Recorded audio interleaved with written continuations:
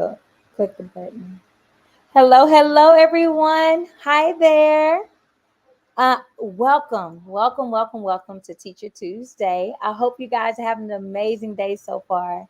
And I'm super excited to be back on the line. As you know, we are definitely bringing all of the resources, all of the tools, all of the things that's going to help our our new teachers. Okay, so we got some OG wisdom. We got some amazing people in our foresight in terms of what we're going to do and what we're going to discuss.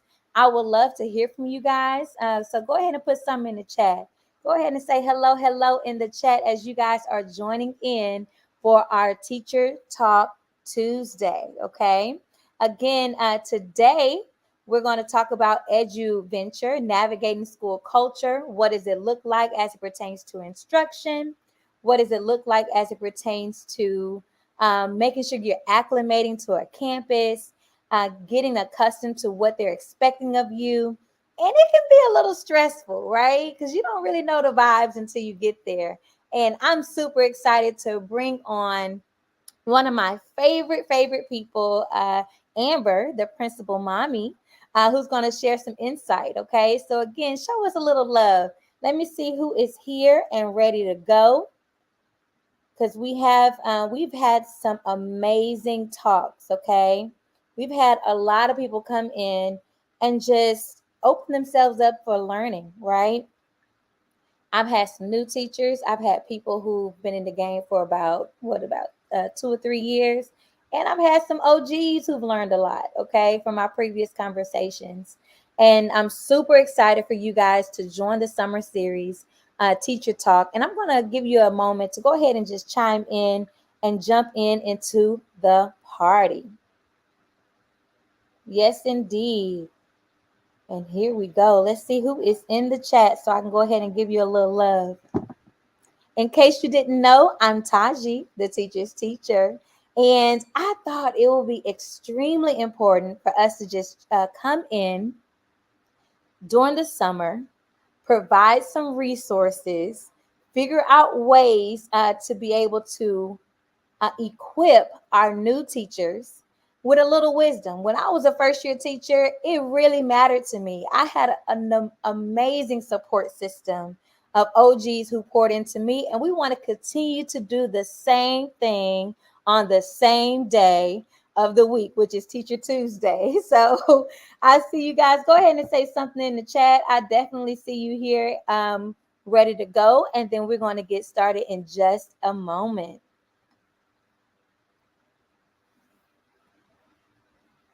All right, all right. Okay, so again, I am Taji, the teacher's teacher, and I specialize in helping teachers make sure they are confidently presenting complex content, right, in a clear and concise way.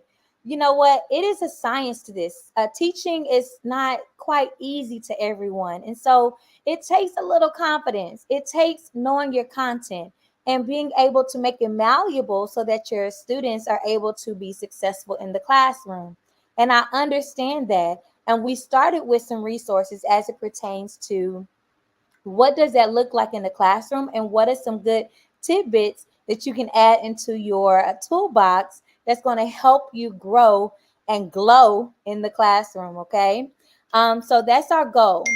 Now, as we continue to move forward, I definitely want to introduce to you who we're going to talk to today. Okay, so we're going to have an amazing conversation with Amber.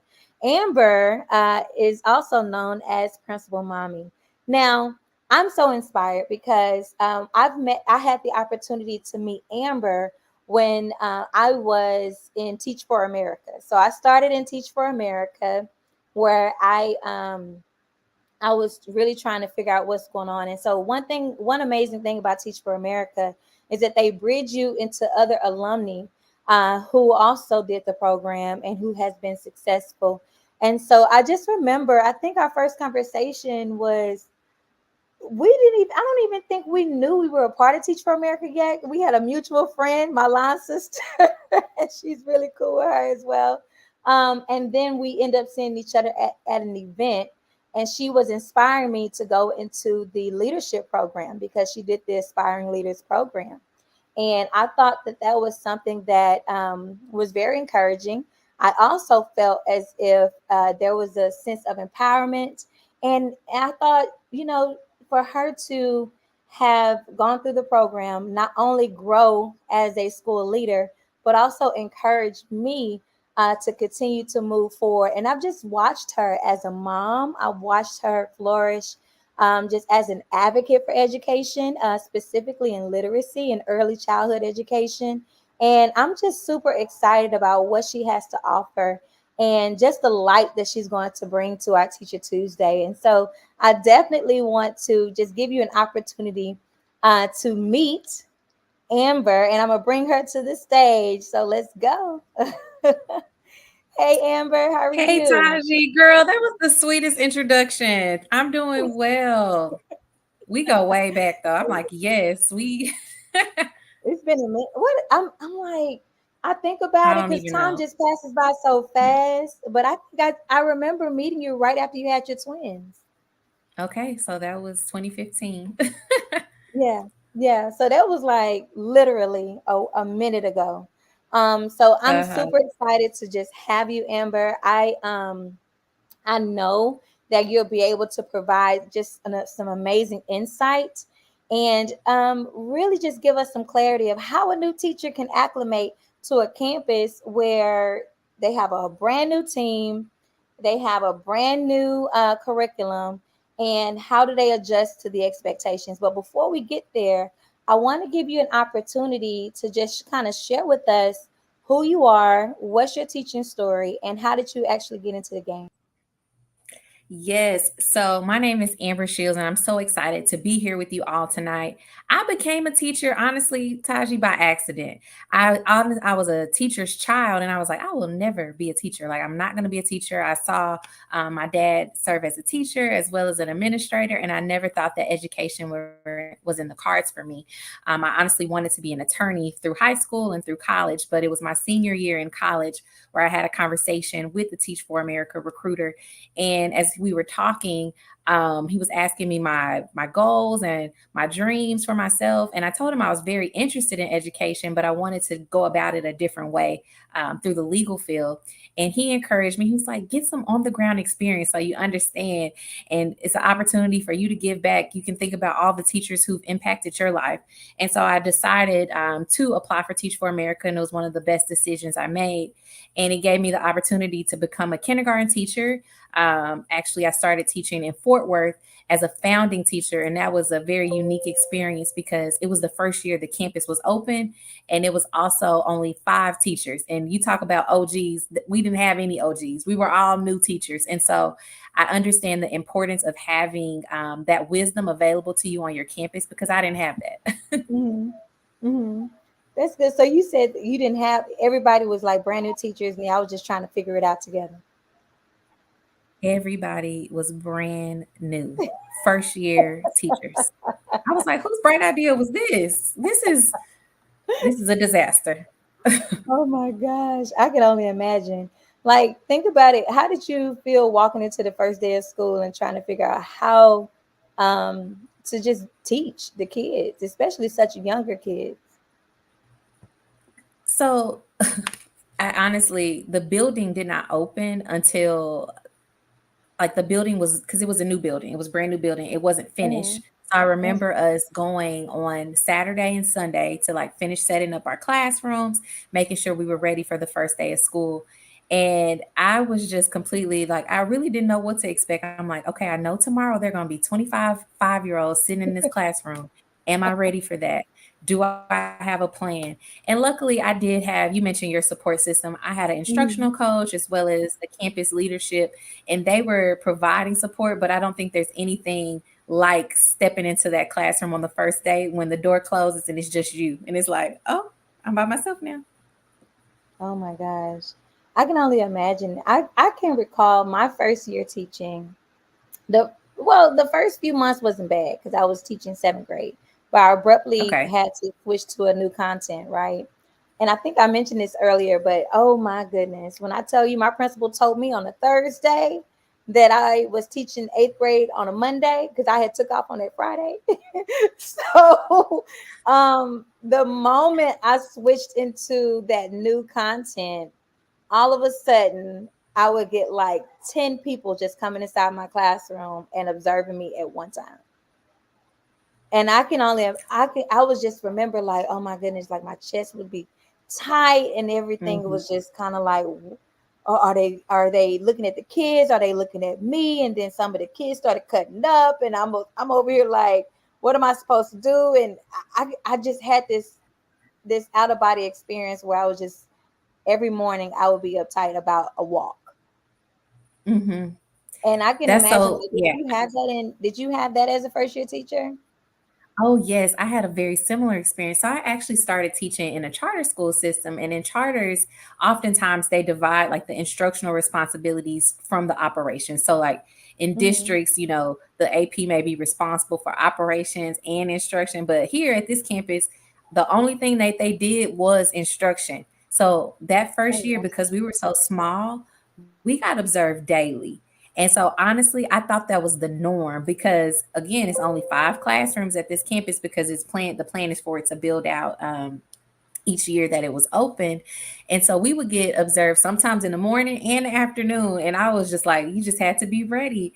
And it's funny because when I finally left that district, I thought that that was the norm. And so I Mhm. wasn't used to people not coming in my classroom. So I was like, well, everybody else is worried and in arms. So it was a good experience because I just thought, oh, I thought this is the way teaching works. People come see you multiple times.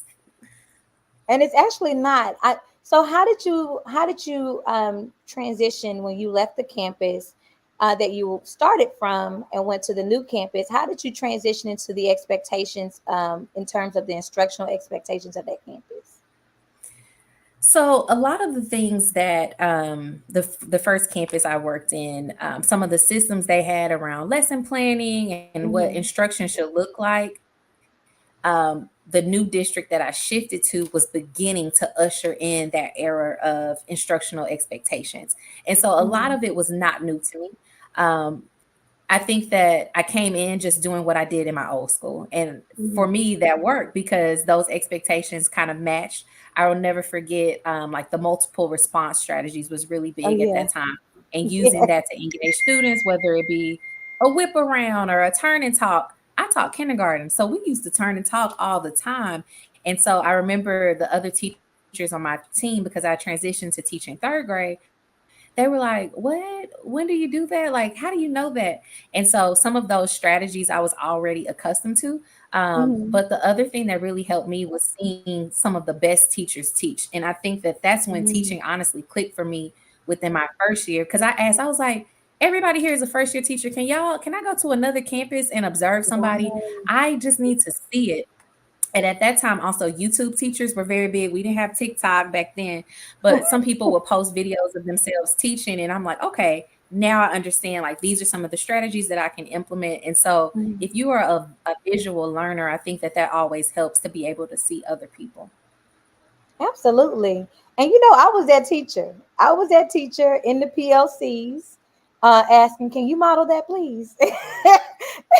Like, and I wasn't trying Hmm. to like challenge, the administrators or anything like that. But I'm a visual learner.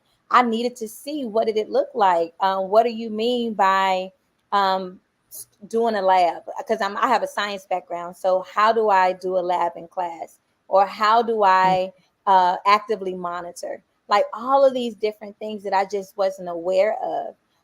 And so when we started, we had to create all of our lessons. I mean, we had to plan from the rooter Backwards to the tutor. planning, Yes, breaking down that skill. yes. Looking at that standard and just really Yep. breaking every Unpacking single it. little Yep. thing down, creating a PowerPoint. Sometimes the PowerPoint wasn't done until 5 minutes before the kids came in. Well, I can speak for myself. I can't speak for you, but because I was just overwhelmed. I was just trying to get my life together. You were So, ready when the kids walked in. That's all that matters. listen, when I say fake it till you make it, I definitely did. I definitely did a little faking. So tell me about like what was your experience kind of like planning out a lesson or collaborating with teammates to ensure that your lesson planning was adequate. I had a similar experience, and it's so funny because it's so different from how things work now, where there's a curriculum. Like there was no Mhm, curriculum, and so I will never forget. In the recent years, everybody's been talking about just the gaps that can happen when teachers use Pinterest to teach. I was a mhm, Pinterest teacher. mhm, I didn't have an adequate resource to pull from to lesson plan, and so mhm. I think when I think back to that, it literally makes me cringe because I'm like, oh, that was to my students' detriment, but I didn't know. Yes. And so I think also we had a lot of autonomy in that area back then in terms of, okay, just unpack the standard. We were able to kind of sequence them. And I think we did get a recommended pacing guide, which what standards we were supposed to teach week to week. But then we were responsible for making the day-to-day lessons. I know you have a secondary background, but in elementary school, there's a lot of team planning that occurs. So if you're on a 4-person team, each person, if you're self-contained, they might take a different content area. I Mhm, think that was something that I never realized really until I became a third or fourth year teacher. I'm like, I don't know how effective that was because if I'm mhm, the person planning reading, I internalize my lessons. But if you planning math and you planning science, I might just skim what you gave me beforehand. mhm, And so I think that's a big challenge that new teachers face in elementary grades, especially if mhm, you're self-contained, because you might feel pulled in different directions in terms of how to effectively plan for each of the content areas. I think it's mhm, important to lean on your team, but it's also important to set aside that time to be intentional. Just make sure that you understand what the standards are for the content areas that you might not be planning directly, because that mhm. can be hard. Yeah. And you mentioned something very important in terms of internalization, because now we've already transitioned from the season of autonomy, 100% autonomy, to now that we have less autonomy, which means that we have a lot of other curriculum that's being created by different companies or resources. And so, what are some tips that can help a teacher to internalize a lesson in a very intentional way? I think that it really depends on the learning style of the person first. I'll say Mm-hmm. that. I know Mm-hmm. that as campus administrators, and just with the shift to more high quality instructional materials where people do have less autonomy, there are some Mm-hmm. school systems that are put in place to help with internalization, such as PLC, rehearsal protocol. And I know that people don't like to rehearse and they don't want to do that. But I do think it's each teacher has to take their own, just reflect on what works for them in terms Mm-hmm. of being able to deliver at a high level. And so if Mm-hmm. that looks like just reading over it is enough for you, if that looks like the annotation process, if that looks Mm-hmm. like I buddy up with another teacher and we'll model with each other. And Mm-hmm. I think the other thing is for first year teachers to be aware of what you might have to do at the beginning to internalize. That doesn't mean that that's something that you'll have to continue to do, because you will grow more comfortable. You will begin to understand how the curriculum is laid out. And so Mm-hmm. it might require you to spend more time in those first few months than those end months. But I do think it's so important that we don't just assume that we know. Because as an administrator, I've walked in a classroom and I'm like, okay, the lesson that I'm reading and what you are implementing is two different things. And Right. honestly, what you're doing, that was not the goal of this lesson. But Right. that's Right. what happens when you, and I'm sure you've seen that as well. Like when you skim something and like, okay, oh, we're teaching plot. Yeah, Right. you were teaching plot, but you were also supposed to be teaching. And I think that as new teachers, you have to be open to that feedback, because at the end Mm-hmm. of the day, it might be a little bit more complex. And maybe you did miss what the overall outcome or the intended outcome of that lesson was. Mm-hmm. And that's where you have to take ownership and just be like, you know what, I did miss the mark. So this Yes. is the system that works for me in terms of internalization. Yeah, and it's true. I remember when I first went in, I had a clipboard, and I kept like a copy of the lesson and the questions that I planned to ask the kids throughout different segments of the lesson. But of course, year two, year three, I had the clipboard, but I didn't need it as close to me, right? Mhm. Because you continue to evolve and you continue to learn your content and understanding that. And so I want to get into some of the odd, awkward moments that new teachers can also face when they're working on a team. And you may have a teammate who because I'm secondary, and so we may had a team where we split a lot of our responsibilities, or we was in that PLC space, in that professional learning community. And if I had Monday and Tuesday, someone else had Wednesday and Thursday, and then we came together on Friday, or that was our assessment day. How do you address like a colleague who dropped the ball and didn't really take care of what they were supposed to take care of? What Oh, recommendations do you have for new teachers? I've seen this so many times, and then people come to the administrator and want us to get involved. I Uh, think the best suggestion I could give a new teacher is try to outline those expectations on the front end, because that can mhm, really help prevent some of those awkward moments. So if we're on a team together, okay, how would you want me to address you, Taji, if there's a day where you don't have your portion or you don't have your part of the lessons ready? What, and mhm, talking about it before it actually happens, because all of those things are bound to happen. Maybe you get sick and something happens, or yeah, life happens to people. But just really having upfront conversations around what can we do in the event that this happens. mhm, And if you have those conversations beforehand, when it actually happens, you can say, I remember we talked about this and you kind of shared that this was your preference in terms of me addressing this with you. So I just want to bring it to your attention.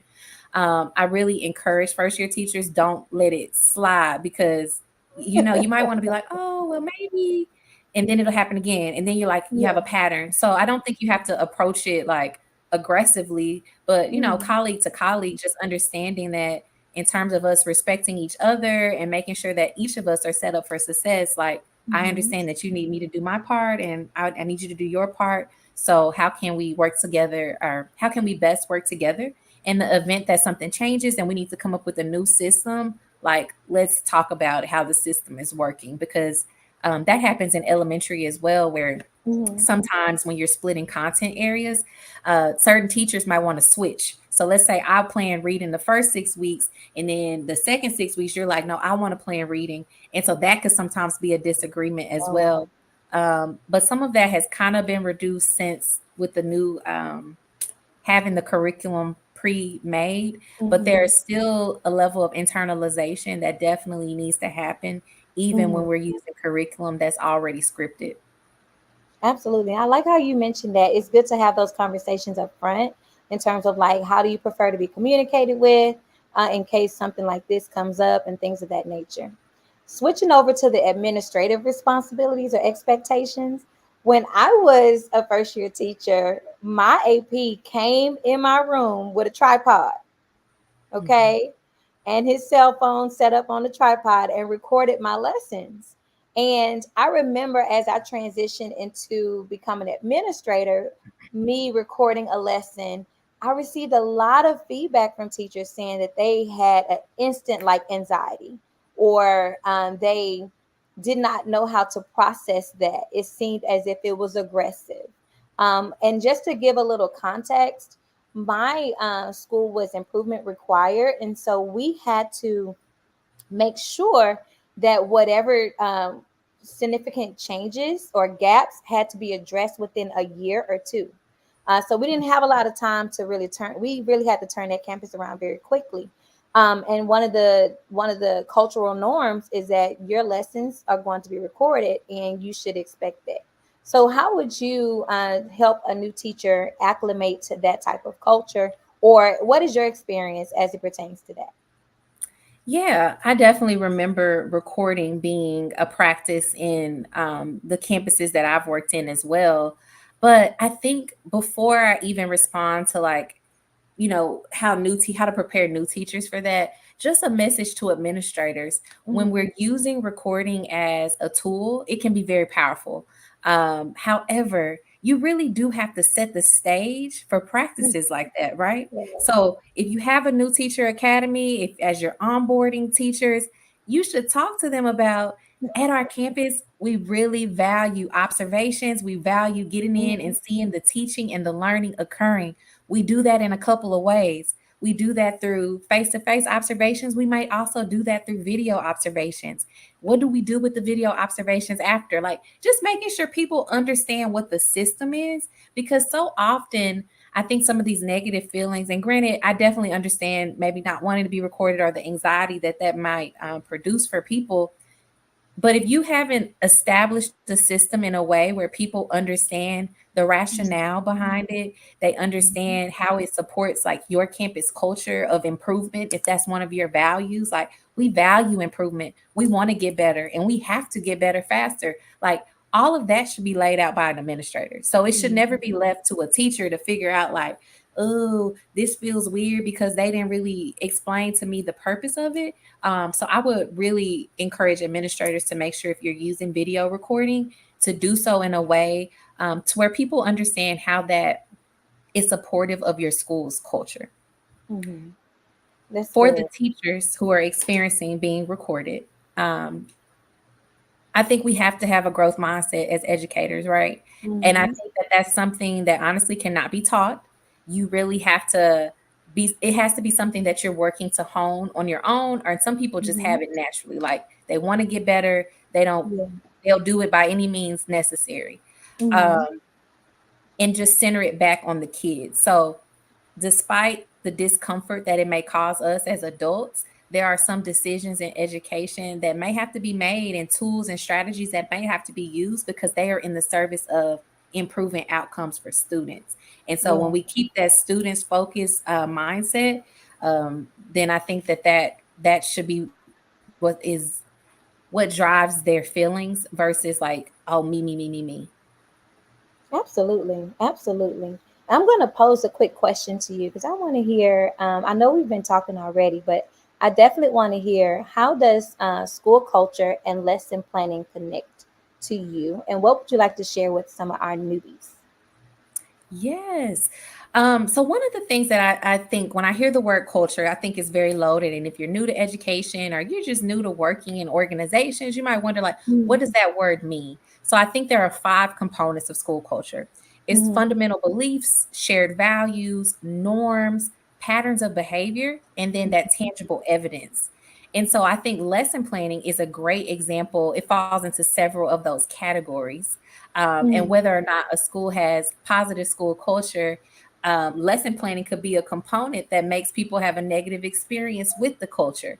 But again, this is something to me that is the role of the administrator to Mm-hmm. ensure that whatever the beliefs are. So if we have a belief as a campus that all students are capable of learning and we will Right. get them there through a strong lesson planning process, then that's the role of the leader to cast that vision so that teachers, whether it's your first year or your 15th year, that you don't just see it as compliance. But I think that that takes having that Mm-hmm. a different mindset because there are so many of us. And I mean, I've worked at campuses where it's just like, oh, nobody's going to look at the lesson plan. The lesson plan doesn't matter, but it has to first matter to you. And Right. so if you have a belief that this lesson plan is responsible for driving instruction, and of course, as a leader, I mean, not as a leader, but as a educator, you have the ability to pivot or Yeah. make changes in the moment. Of course, I'm definitely not saying like, oh, just read off this paper, but Mm-hmm. that plan is what's guiding you to getting the students to the outcomes. So just really not having a culture where it's viewed as a compliance piece. Mm-hmm. And I don't know if you are you familiar with the analogy of like the marigold, finding your marigold as a first year or second year teacher. Tell But me more. Yeah. Tell me more. so finding your marigold, I'm not a gardener, but this was something that was shared with me as a first year teacher. But gardeners, many experienced gardeners follow a concept called companion planting, where they place certain Mm-hmm. vegetables and plants near other plants to improve growth. And so the marigold is a flower. If you plant vegetables next to it, um, Mm-hmm. traditionally they do really well because the marigold supports them. So when you think about lesson planning and school culture as a first year teacher, and whether it could be a different topic, it could be behavior management. As a first year teacher, you need to find yourself a marigold. Find yourself that teacher, that Mm-hmm. person on the campus who encourages you to grow and to be your best self. Because that is sometimes what it takes, because there will also be walnut trees. And walnut Mhm. trees is another analogy. That's something that gardeners, expert gardeners, would not want to plant anything next to Right. because it can be really toxic to the soil and it can harm the other plants that you grow near it. So I think when we talk about lesson planning, finding that person who's encouraging you to see like what is the purpose of lesson planning, and so that rubs off on you versus the many negative beliefs. And not that those things don't have not that people don't have valid concerns, some of the negative views on Mhm. lesson planning, but it's a part of the work. Mhm. It's just a part of it. I agree. That's good. I love those analogies, the marigold and the walnut tree. I think it's extremely important to understand that school culture is not always just dancing in the hallways. Of course. But it has so much to connect with in terms of quality instruction. So thank you so much for just sharing that. One thing that I want to share just with our quick audience, I know you have some amazing resources that you're going to share with us. I also want to provide like a specific, like very concrete way of how to kind of like alleviate some of the stress when you have people coming inside your classroom. And so, one of the ways in which I've been able to, as a classroom teacher, to kind of help not have so much anxiety is that I would activate a student leader in my classroom, right? So if I had a person who, if I had my back to the door or something like that, I would use that baby who don't mind raising their hand, who don't mind getting up to help, who's probably my most vocal, to be the ambassador of the classroom and to meet the visitors at the door. And so I trained them day one on the first day of school to say, hey, hello, my name is Taji, and welcome to Miss Wright's classroom. Come on in. Why don't you stop by our welcome center where they're able to get all of the papers or the copies that we're currently covering, and they can get a copy of that. And then, in addition to a copy of the lesson plan that's being taught for that particular class period or for that day. And as a brand new teacher, this is OG told me. So as a brand new teacher, when I heard that kid in the back greeting somebody, I automatically knew, and the students automatically knew. Hey, if you were slouching in your seat, Sit sit up. up. Okay, if your head was down, wake up.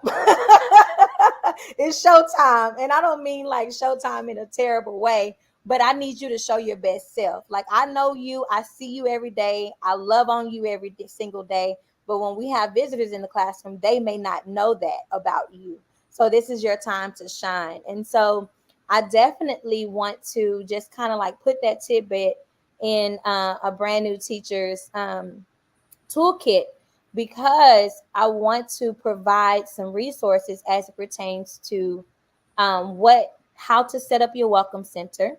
So in a little bit, I'm going to drop a quick link, but I do have supplies that you can have at your welcome center. And I'm talking about like a place where you have like an organizer or a binder where you can slide a copy of your lesson plan in there, also a copy of the standard that ambassador is going to communicate to your visitors what standard is being covered, so they don't have to come all the way to the front, take a picture of your board, or try to ask you any questions. The student has already asked them all the questions that they may have initially, right? Also, it's going to create like this little space to where it shows that you have a growth mindset and that you are open to their feedback. And so there is a box on the supply list where you can purchase. Everything is under $10, especially Amazon Prime. If you're a Prime Prime day. member, yes, today is Prime Day and tomorrow is Prime Day. And so there is a list. Every item on the list is actually available on Prime Day for less than $10, because I know that we're not trying to spend too much money on materials. Okay, so make sure that I'm going to put the link in there. Make sure you add your information to get more information about our summer sessions. But I also want to bless you with this free resource where you're able to capture those things from Amazon Prime, and and there's an additional feedback card that you can have and print out a free printout to where you can have those visitors give you a grow and give you a glow, okay? Because our responsibility is to grow and glow and bloom in our classrooms, okay? So it shows everyone who comes into your classroom that you may not necessarily be perfect, but you are always open to a growth, to growing, and to open to their feedback without them always having to initiate those tough conversations with you. So I definitely want to just add that to your toolkit, and I know that Miss Principal Mommy also has some amazing resources for you as well, as it pertains to elevating yourself. And if you intend to become a leader, we also have some administrators here who are just kind of like chiming in, and she definitely is going to share with us what she has coming up. Yes, so I'm so excited. And I don't think I really gave an overview of what the Principal Mommy brand is. But I Mhm. am a leadership coach who specializes in supporting aspiring leaders as well as new school leaders. I really have a passion for that. As a first year principal, I looked around and I was like, I need help. I need help. So I really want to and have a heart for supporting aspiring and new leaders. So, upcoming next week, actually, on Tuesday, if you're not here at the teacher, and actually I think they're at different times. So before you come to the teacher's teacher session, stop by my session, Autopilot Your School. And really, this session is designed with aspiring leaders and current leaders in mind who are looking for proven strategies in order to operationalize some of the systems within your school. And when you operationalize those systems, that gives you more of an opportunity to focus on building a positive campus culture as well as improving student outcomes. Can you tell us more about what is Principal Mommy? Tell us more about that because I think it's super dope. So, Principal Mommy really was birthed out of me as a first year principal, trying to juggle being a campus leader as well as being a mom and being a wife, and just recognizing that we all have so many roles and hats that we wear as Mhm. women. And while our profession doesn't define us, that's not our whole life, it is possible to be excelling across the roles in our lives as mothers, daughters, sisters, friends, and in our professional roles as well. And so just really created it out of a desire to support aspiring leaders and current leaders who are trying to navigate those challenges that I was navigating as a mom and a campus leader. One of the things I specialize in is digital project products. So on my website, I have a lot of digital products just designed, how a lot of teachers use Teachers Pay Teachers, designed to help principals and leaders reclaim their time so that they can have that time back with their families. Hey, I've already created that walkthrough checklist. Here, use this one as your base, Mhm. and then you can edit it for your needs. So a lot of digital edible products, as well as coaching services and professional development sessions as well. Love it. I love that. I think it's super dope because it makes becoming a teacher, sometimes it can be so overwhelming, and you kind of set aside, you kind of neglect a lot of things in your personal life because you just engulf yourself into the profession. But to have that balance and to be aware of how to balance all of these different things that's going on, and then also have a little grace for others, and what is some tools, or what is some skills in which that you've had to learn and acquire, and how can you share that as we continue to grow our families, okay? So I think that's amazing, and I love and love love love your brand.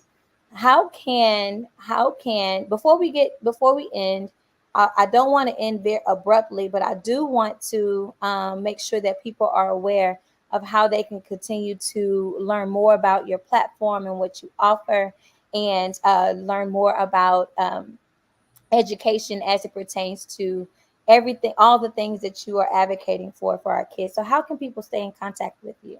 Yes, would love for people to follow me on Twitter, LinkedIn. My LinkedIn name is listed as my name. If you want to follow me there you can see a lot of the early childhood and the literacy work that I do during my 9 to 5, and then through Twitter, I'm also highlighting some of the principal mommy and business opportunities and opportunities to engage. I also have a website that they can visit to check out some of the digital products that I mentioned, as well as book any coaching services that they might be Mhm. interested in.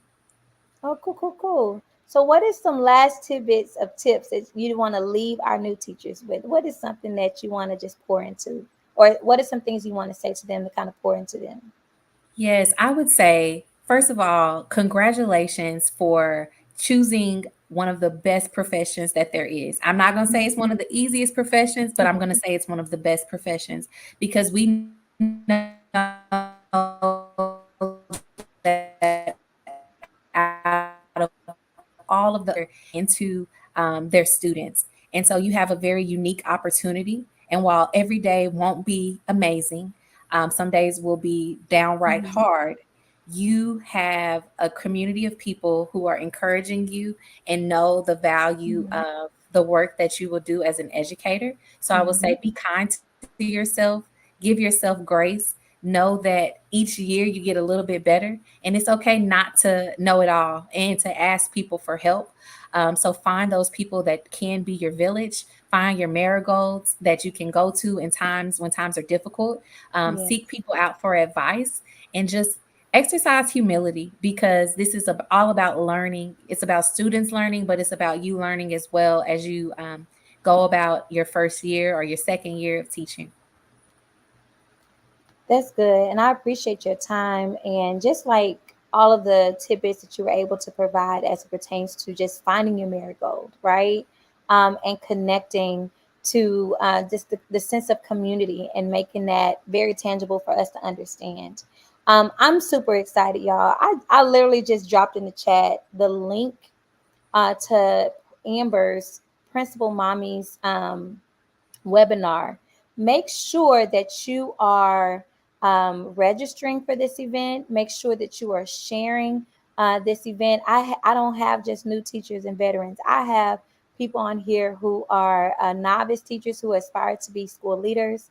We also have a lot of veteran teachers or veteran administrators. And so, regardless of whether you are wanting to become a principal or you just want to grow in your leadership, with becoming an amazing mentor to the teachers on your campus, I think this will be a great resource for you guys to join that discussion and to make sure that you are acclimating yourself to some of the skills and kind of building yourself up for that transition if that's something that you desire to do. And I'm super, super excited for everybody's growth. And I definitely, before we move forward, I want to make sure that you are ready. Y'all, I'm in, y'all in for a treat next week, y'all. I'm about to laugh, but I'm super excited. So next week, we are going to have our teacher talk, and it is going to discover what you laughing at. You already know. It I is do. I do. yes. So it's Achievement Unlocked, setting high standards for high schoolers, and we have a special guest, Miss Horns, aka Mama Horns, who is also my mother, right? She's gonna come in. That's your twin. Like you can't even look at these pictures and think that y'all not related. Oh my, I'm so excited because I don't know if everyone knew or not, but I come from a family of educators. My whole family we're full of educators, and so some of the students that I taught in middle school went into matriculated into her high school, into her classroom. And so a lot of the amazing things that I've learned, this is my first teacher, and I learned it in my house of what boundaries and structure and what it looks like, and merging structure with humor, okay, and keeping it real. And so she has a specialty with really making sure that she gives the same high expectations to high schoolers. And I'm super excited to share her with the world because she has a wealth of knowledge. And we are definitely going to figure out how can we unlock achievement, not only for just middle schoolers or elementary, but how do we do that for our high schoolers, for our babies who are almost out the door, and how can we sow those seeds into their lives? And so I'm super excited about this episode and the Teacher Tuesday for next week. Make sure that you are tuning in and showing us some love as she continue to give us her gems of wisdom as an OG. Okay. Um, in addition to that, Guys, I shared the link and I will continue to share the link for the webinar. Also, if you are interested and learning more about making sure that you have that welcome center, just make sure that you click on the link. It's also the web series. If you just share a little bit of your information, just your email, so we can remain in contact with one another. But I will, once I get that information from you, I'll definitely send over that free resource for you to be able to maximize the welcome center, in addition to access some of our replays from our previous episodes. Okay. All right, so I'm super excited for us to continuing on this learning journey, and I just want to give so much gratitude to our speaker today, Miss Amber Shields. Thank you so much for everything you have done, and I appreciate just the gems that you have share with us as it pertains to school culture and acclimating to a quality first instruction. So, my loves, I'm so excited. We cannot wait to see you bloom in your classrooms. Thank you for joining us on Teacher Tuesday. See you next week at 6 p.m. Central Standard Time. Bye, Bye. everyone.